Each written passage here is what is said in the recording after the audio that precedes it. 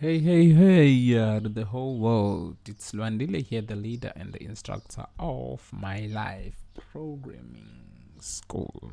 Okay. Right now, I'm about to give you guys a solution on this exercise over here, exercise 4.3, right? But since I've already read it through, you guys have already given you guys a solution on this exercise, I won't bother myself for reading it through again. Okay, what I'll simply do is dive onto this file over here. As you can see, this is the solution that I gave you previously, and I told you that the program, even though it works okay, but it's somehow inconvenient in a way that it has these independent if else statements. Now question is, how can you make them dependent? It's gonna be as simple as replacing those if with if.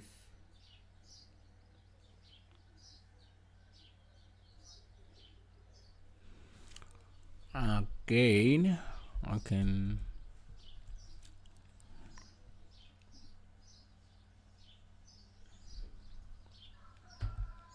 do that. Okay, I'll simply change this program, you guys. That's the only thing I will do.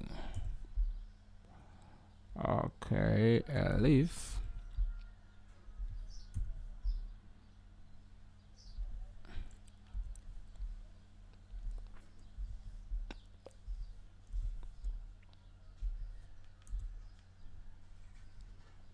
Another thing that I probably want to do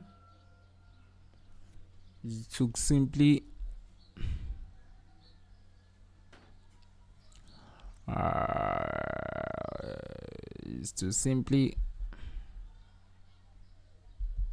do that.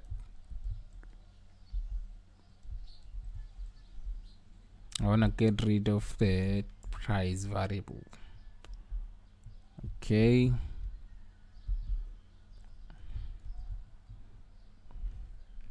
I know you guys probably don't care much about the number of variables we use in your program, right? But if you've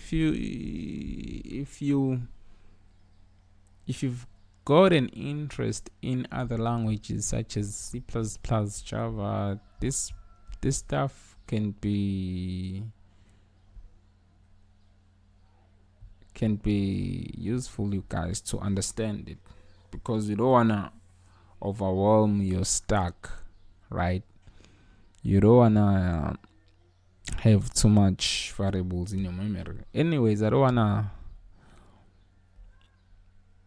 bother myself with other languages. We're doing Python here. I don't want to talk much about them. Okay, so this is it, you guys. I thought I should change the previous solution because most of the things here are the ones we had in the previous solution, you guys. So let me run this one here and see what we get. So the total cost is 450 because 45 items will fall in this category. Okay, hence that's right there is gonna get printed. So for a moment, you guys, let me show you how the program is gonna get executed. Firstly, that condition is gonna get checked out. If it holds, that print statement there is gonna get displayed, and all of those conditions will be ignored by the compiler. Okay, now if it doesn't hold, the second condition is gonna get checked out, right? If it holds, that print statement there is gonna get displayed. However, those two conditions won't get checked out. If the previous condition did not hold, like in the case of entering 45, that condition right there will get checked out and it will hold. And if if it holds, the bottom condition won't get checked out.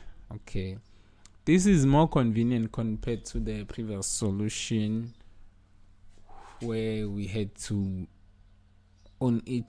for each user input, we had to check all the conditions. So that's gonna be it for this tutorial, you guys. Cheers, I'm gone.